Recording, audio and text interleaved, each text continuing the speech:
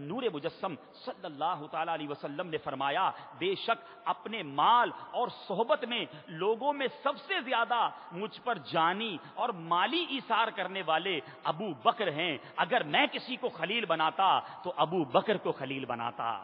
البتہ اسلامی اخوت و محبت ہم میں ہے، اور مسجد میں کوئی کھڑکی باقی نہ رکھی جائے سوائے ابو بکر کی کھڑکی کے۔ ایک اور حدیث سنیے، بخاری شریف کی حدیث ہے، حدیث نمبر 3389، حضرت عمرو بن عاص رضی اللہ تعالیٰ عنہ سے مروی ہے، نبی پاک صلی اللہ تعالیٰ علیہ وسلم نے انہیں ذات السلاسل کے لشکر پر امیر بنا کر بھیجا۔ فرماتے ہیں جب میں واپس آیا میں نے پوچھا یا رسول اللہ صلی اللہ تعالیٰ علیہ وسلم، لوگوں میں سب سے زیادہ محبوب آپ کے نزدیک کون ہے؟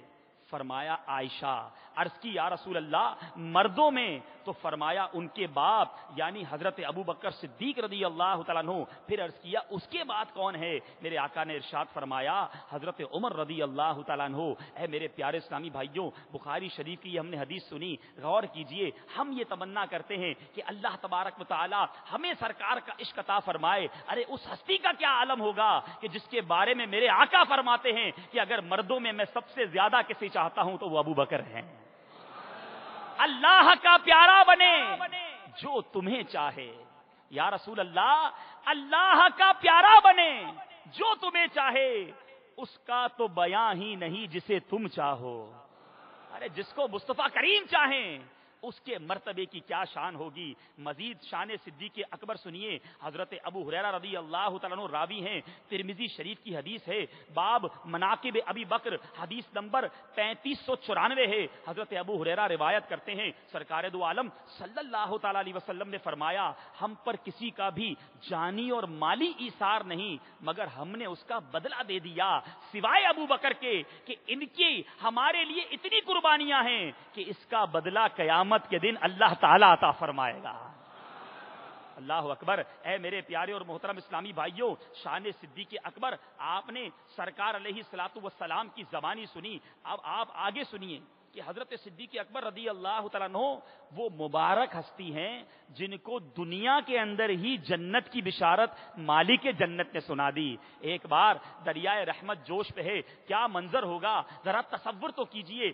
ابن ماجہ کی حدیث ہے، باب فضائل عشرہ، حدیث نمبر 130، حضرت عبد الرحمن بن عوف رضی اللہ تعالیٰ عنہ اس حدیث کے راوی ہیں۔ مصطفیٰ جان رحمت، شمع بزم ہدایت، نوشہ بزم جنت، پہ کرے جود و سخاوت، منبع علم و حکمت، صلی اللہ تعالیٰ علیہ وسلم کا دریائے رحمت جوش میں ہے۔ میرے آقا فرماتے ہیں ابو بکر جنت میں ہیں، عمر جنت میں ہیں، عثمان جنت میں ہیں، علی جنت میں ہیں، طلحہ جنت میں ہیں، اور زبیر جنت میں ہیں، اور عبد الرحمن بن عوف جنتی ہیں، اور سعد بن ابی وقاص جنتی ہیں، اور سعید بن زید جنتی ہیں۔ 10 کے 10 صحابہ کرام کو ایک ہی مجلس میں مالک جنت نے رب کی عطا سے جنت کا پروانہ عطا فرما دیا۔ اب علماء کرام اس حدیث کے تحت بڑی پیاری بات لکھتے ہیں کہ میرے آقا نے جہاں ان عشرۂ مبشرہ صحابہ کرام 10 مبارک صحابیوں کو جنت کی بشارت سنائی، وہاں جو ترتیب بیان فرمائی اس میں بھی فضائل کا وہ پیارا انداز میرے آقا نے اپنایا کہ سب سے پہلے جنت کا پروانہ جسے دیا وہ ابو بکر ہیں، پھر عمر ہیں، پھر عثمان ہیں، پھر علی ہیں، پھر صحابہ کرام کی ایک فہرست ہیں۔ امام اہل سنت جب اس مبارک جماعت کی طرف نظر دوڑاتے ہیں تو وجد کے عالم میں لکھتے ہیں وہ 10 جن کو جنت کا مجدہ ملا، وہ 10 جن کو جنت کا مجدہ ملا، اس مبارک جماعت پہ لاکھوں سلام۔ اللہ تبارک و تعالیٰ ان کے صدقے ہمیں بھی جنت میں بلا حساب و کتاب بے حساب جنت میں داخلہ نصیب فرمائے۔ میرے پیارے اسلامی بھائیوں، ابو بکر صدیق رضی اللہ تعالیٰ عنہ صدیق اکبر کا تذکرہ ہو اور غار ثور کا تذکرہ نہ ہو تو بات ادھوری رہ جاتی ہے۔ ہجرت کا وقت ہے، مدینہ طیبہ ہجرت کا واقعہ ہے، اور کیا خوب واقعہ ہے کہ میرے پیارے اسلامی بھائیوں، ایک بار سرکار دو عالم صلی اللہ تعالی علیہ وسلم دوپہر کے وقت صدیق اکبر کے پاس تشریف لائے۔ چونکہ آپ اس وقت تشریف نہ لاتے تھے اس لیے حضرت ابو بکر صدیق نے کہا نبی کریم ضرور کسی خاص وجہ سے تشریف لائے ہیں۔ سرکار علیہ الصلوۃ والسلام جب تشریف لائے تو حضرت ابو بکر صدیق رضی اللہ تعالیٰ عنہ اپنی جگہ سے ہٹ گئے اور پیارے آقا اسی جگہ بیٹھ گئے۔ سرکار دو عالم صلی اللہ تعالیٰ علیہ وسلم نے فرمایا جو کوئی تمہارے پاس ہے ان کو دور کر دو۔ عرض کی آقا میری بیٹیاں ہی ہیں، میرے ماں باپ آپ پر قربان، یا رسول اللہ کیا بات ہے؟ میرے آقا نے ارشاد فرمایا اللہ تعالیٰ نے مجھے ہجرت کی اجازت دے دی ہے۔ عرض کی حضور کیا آپ مجھے اپنی صحبت سے نوازیں گے؟ صحابہ کرام کی کثیر جماعت پہلے ہی مکہ پاک سے مدینہ طیبہ ہجرت کر چکی تھی، چند ہی صحابہ کرام رہ گئے تھے۔ اب صدیق اکبر ہیں، پیارے آقا ہیں، حضرت ابوبکر صدیق عرض کرتے ہیں آقا اب آپ بھی ہجرت فرما رہے ہیں، کیا اپنی صحبت سے مجھے نوازیں گے؟ حضرت صدیق اکبر کو پیارے آقا فرماتے ہاں۔ بی بی عائشہ کہتی ہیں خدا کی قسم اس دن سے پہلے مجھے معلوم نہ تھا کہ کوئی شخص خوشی کے مارے بھی روتا ہے۔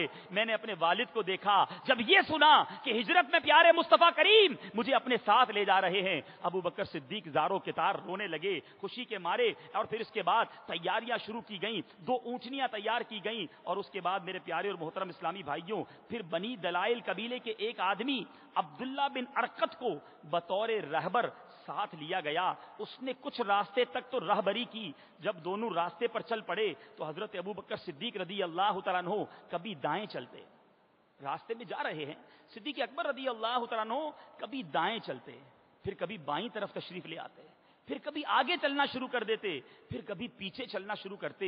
پیارے آقا صلی اللہ تعالی علیہ وسلم نے سوال کیا اے ابو بکر یہ کیا بات ہے؟ کبھی تم سفر میں دائیں چلتے ہو، کبھی سامنے چلے جاتے ہو، کبھی بائیں طرف چلتے ہو، کبھی پیچھے چلے جاتے ہو۔ عرض کرتے ہیں آقا جب ابو بکر کے دل میں یہ خوف بیٹھتا ہے کہ کہیں دشمن دائیں طرف سے حملہ نہ کر دے تو یا رسول اللہ ابو بکر یہ نہیں چاہتا کہ آپ کی ذات کو کوئی نقصان پہنچے، میں دائیں طرف آ جاتا ہوں، پھر دل میں یہ خیال آتا ہے کہیں دشمن بائیں طرف سے حملہ نہ کر دے، آقا میں بائیں طرف آ جاتا ہوں، پھر میں آگے جب خوف بڑھتا ہے کہ کہیں دشمن سامنے سے حملہ نہ کر دے میں آگے آ جاتا ہوں، اور پھر جب مجھے یہ خوف ہوتا ہے کہ دشمن پیچھے سے حملہ نہ کر دے اے آقا میں آپ کے پیچھے چلنے لگ جاتا ہوں۔ یہ اسی طرح ابو بکر عشق و مستی کے عالم میں، وارفتگی کے عالم میں، اپنی جان قربان کرنے کے عالم میں سرکار کے ساتھ ساتھ جا رہے ہیں۔ اب وہاں یہ غار میں پہنچے، اے میرے پیارے اور محترم اسلامی بھائیوں وہاں 3 راتیں گزاری گئیں۔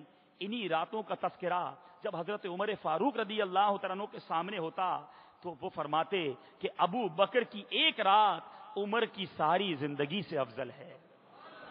مشکات شریف کی حدیث ہے، حضرت عمر فاروق رضی اللہ تعالیٰ عنہ کے پاس صدیق اکبر رضی اللہ تعالیٰ عنہ کا ذکر کیا گیا تو وہ رو پڑے اور کہتے میں چاہتا ہوں کہ میری زندگی کے سارے اعمال ابو بکر کی 1 رات اور 1 دن کے عمل کے برابر ہو جائیں۔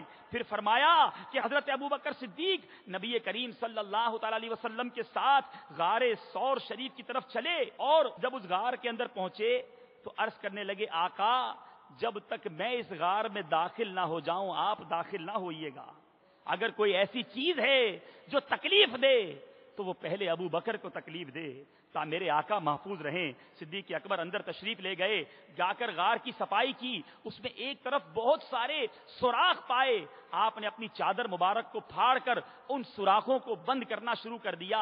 اب صرف 2 سوراخ باقی رہ گئے۔ اے میرے پیارے اسلامی بھائیوں عرض کی سرکار اندر تشریف لے آئے۔ سرکار علیہ الصلوۃ والسلام جب اندر تشریف لائے حضرت ابوبکر صدیق رضی اللہ تعالیٰ عنہ کی گود مبارک میں سر انور رکھ کر آرام فرمانے لگے۔ غار کے 2 سوراخ جو باقی رہ گئے تھے حضرت ابوبکر صدیق نے ان پر اپنا پاؤں رکھ دیا۔ ان سوراخوں میں ایک سانپ تھا، اس سانپ نے صدیق اکبر رضی اللہ تعالیٰ عنہ کو ڈس لیا، لیکن نبی کریم کے آرام میں کہیں خلل نہ ہو جائے صدیق اکبر نے جنبش نہ کی۔ ارے سانپ کا ڈسنا اس کا درد کون نہیں جانتا، مگر صدیق اکبر یہ جانتے تھے اگر آج تو نے جنبش کی، اگر آج ہلنا جلنا شروع کیا تو مصطفیٰ کریم کے آرام میں خلل ہو جائے گا۔ صدیق اکبر جم کر بیٹھے رہے، مگر تکلیف بہت تھی، آنکھ سے آنسو بہ نکلے، رخسار سے جب آنسو نکلے تو میرے آقا علیہ الصلوۃ والسلام نے آنکھیں کھول دی، ارشاد فرمایا ابو بکر کیا بات ہے؟ عرض کی آقا میرے ماں باپ آپ پر قربان ہوں، مجھے کسی چیز نے ڈس لیا ہے۔